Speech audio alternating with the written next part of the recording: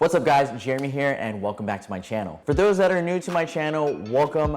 My name is Jeremy and I make videos mostly about real estate in Hawaii and also some videos about entrepreneurship. For those that don't know, a couple weeks ago I posted a video with the title, How to Make $1,200 in Passive Income with Turo. At the time of making that video, I was probably about 1 month in with only one vehicle on Turo, and I probably made around $1,200 in that first month. To be honest, I wasn't really doing much work, and it was a really easy $1,200 made. And honestly, everything felt very easy. Now that we are at the end of July, with 2 months and 3 cars later, I am here to tell you folks watching that Turo is definitely not passive income. To be completely honest, I was completely wrong. I mean, I did say at the end of that video that it's not entirely passive income, but now that I'm more experienced with more cars, I can definitely say that it's not passive income. It's more so a side hustle, if anything. You do have to put in the work, and this does take up some time. So it definitely is a side hustle. And with any business or anything like that, there's always gonna be some problems.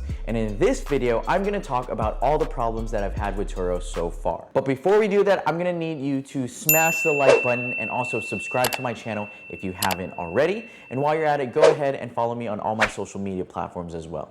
Thanks. All right, now let's get this video started. So starting off with the first car, everything was going well. I wasn't really getting any problems and the money was really easy. So I thought, hey, okay, if it's this easy with one car, maybe I should get a second car. So a friend of mine reached out to me and said he was interested in partnering up. So we decided to get another car. Here's all the problems with this next car. So we got a good deal and the seller said that, you know, there wasn't that much problems with it. You just needed some minor fixing. So I thought, okay, couldn't be that bad. I test drove it around. It was really good. So I thought, okay, this is gonna be a good deal. We bought it, and after a week of driving it, nothing went wrong. However, after the first week was done, the check engine light went on. Great. So then I took it to the shop and they said that I needed a new transmission. Just great. So long story short, it is getting repaired as we speak, but this fix is probably gonna cost around, over $4,000. So kind of major setback right there. So the next problem that happened with this car. So I thought, okay, while this is getting fixed, let me just put it on the Turo platform. So that's just one more thing to get out of the way. But when I tried to list the car on Turo, they said you can't because it already has been listed. So I was assuming, okay, maybe the previous owner listed it on Turo. So I had to get in touch with Turo's customer service to get it listed. And that whole process was an annoying 2 weeks of going back and forth with Turo through email to try to get them to delete the old listing so I can put the car under my profile. Majority of those emails were basically them asking for pictures, blah, blah, blah. I sent them the pictures, insurance. Then they said, okay, awesome. A specialist is going to contact you soon. So I waited a whole week, nothing happened. So I had to repeat the process again. And then after the whole second week, I still haven't gotten contacted by a specialist. So I got impatient and I tried to list it on Turo again, and then it worked. So that was really annoying having to wait for nothing. They could have, gave me a heads up because no specialist ever contacted me. So maybe that's just a problem with Turo's customer service. Again, nothing crazy, but it was just really, really annoying. But it doesn't stop there. So since I live in a condo, the only place that I can store these vehicles is street parking in my neighborhood. One day I parked my car on the street and my genius self accidentally left the lights on. And because of that, it completely drained the battery. How did this happen? Well, as you know, I drive a Tesla Model 3 and I'm just so used to leaving the car and everything turning off by itself. And so I left the lights on, completely drained the battery. I even had one of my friends come to, try to jump start the battery and that didn't even work. So I ended up having to buy a brand new battery that cost $200. And yeah, lesson learned, I'm just a dumbass. I know, thanks. So that was basically all the problems I had with the second car. Now let's backtrack and talk about my first car. So for the first, 2 months or so, everything was going great with this first car. Up until the driver door stopped working and I couldn't open it from the outside. And because I was so booked back to back to back, I had to tell the other customers that, hey, just a heads up, the driver door won't open from the outside, so you could either cancel your reservation or you can keep it. You just have to enter from the passenger side and open it from the inside. And if you keep it, I'll just give you a discount. Luckily, that customer was super chill. They kept it, so after their trip was done, I gave them a discount. After that, when I had some free time, I had to order the parts have it fixed by a mechanic, and then everything was good.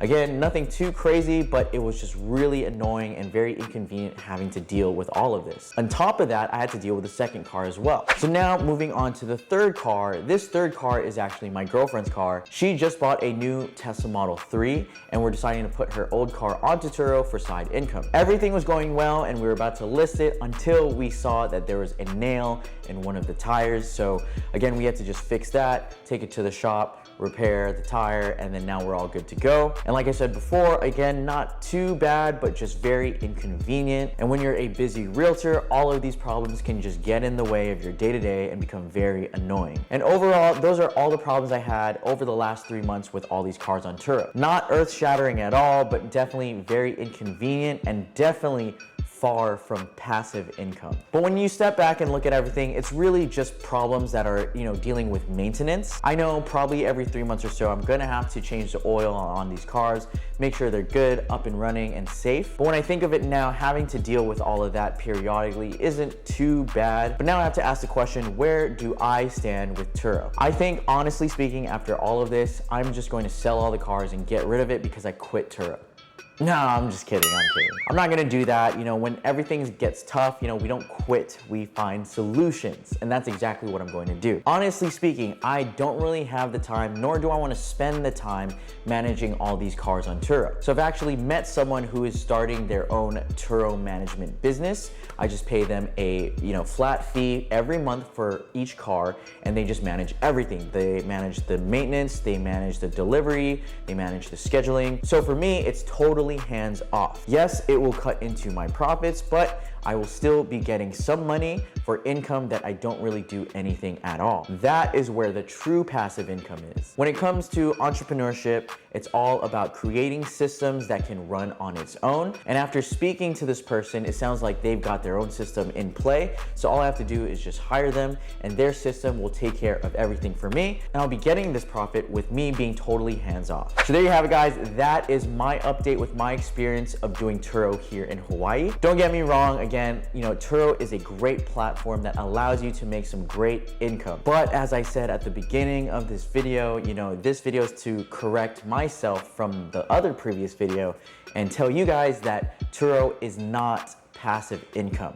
It's a side hustle. It's like another business. And with any other business, when it's really good, it's awesome. But when it sucks, it sucks. But with business, if you're willing to put in the work, it can be a really great source of income. So remember these things and keep them in mind if you're thinking about doing Turo. Thank you guys again for watching. I'll see you next time.